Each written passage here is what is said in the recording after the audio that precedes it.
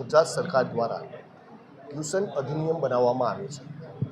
જે નિયમમાં કેટલાક નિયમો એવા છે કે જેના કારણે ગુજરાતના લગભગ 1 લાખ જેટલા શિક્ષકો જે હાલમાં આત્મનિર્ભર છે પરંતુ એ ટોટલી બેકાર થઈ જશે। એ લોકોને પોતાનું ઘર ચલાવવું પણ મુશ્કેલી પડશે। જેમ કે પહેલો જ નિયમ એમનો કે 16 વર્ષથી નીચેના બાળકોને ટ્યુશન મોકલવા નહીં। 16 વર્ષથી નીચેના બાળકો ટ્યુશન નથી મોકલવા, પણ આ નિયમમાં કેટલી સત્યતા છે?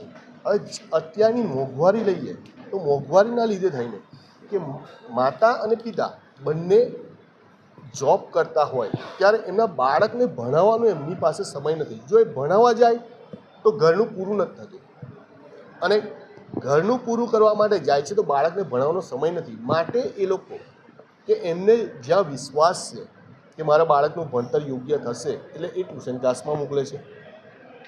હવે આ જ રીતે બીજી વાત કરીએ કે જેના મા બાપ ઘરે રહે છે કે જે સામાન્ય કામ કરે છે, એમને હાલનું જે ભણતર છે એ બાળકને ભણાવી શકતા નથી, અને સ્કૂલનો સિલેબસ મુજબ બાળકને એક્સ્ટ્રા ભણાવવું જરૂરી છે।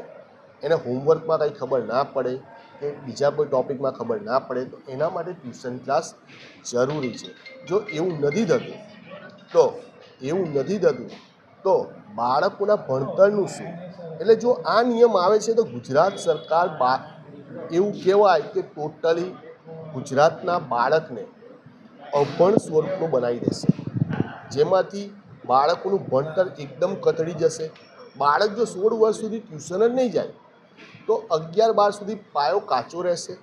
એના માટે કોમ્પિટિટિવ એક્ઝામ આપવી મુશ્કેલી પડશે। એટલે અમે આજે આવેદનપત્ર આપવામાં આવે છે કલેક્ટરશ્રીને કે તમે આ બાબતે અમારી વાચા સરકાર સુધી રજૂ કરો કે ભાઈ આ નિયમ ખોટો છે, એને હટાવો। બીજું, ગુજરાત ગવર્મેન્ટે રજિસ્ટ્રેશન બાબતે ચોખવટ નથી કરી કેવી રીતે રજિસ્ટ્રેશન કરવું। રજિસ્ટ્રેશન કરવું ઇટ્સ ઓકે, અમે તૈયાર છીએ, પણ ચોક્કસ ધારા ધોરણ એના કોઈ ચોક્કસ કરેલા નથી। એવા ઘણા બધા નિયમો છે જે બનાવ્યા છે। અને બીજું કે આ કમિટી, એ લોકોએ જે કમિટી 8 જણની બનાવી છે એમાં એક પણ વ્યક્તિને ટ્યુશન ક્લાસનો વ્યક્તિ લીધેલો નથી। અમારી માંગ એ છે કે ટ્યુશન ક્લાસના 1 કે 2 વ્યક્તિ અમારા મંડળમાંથી લે, જેથી કરીને અમે પ્રોપર નિયમો બનાવતી વખતે એમને ગાઈડલાઈન કરી શકીએ કે કયા નિયમ કેવી રીતે બનાવી શકાય।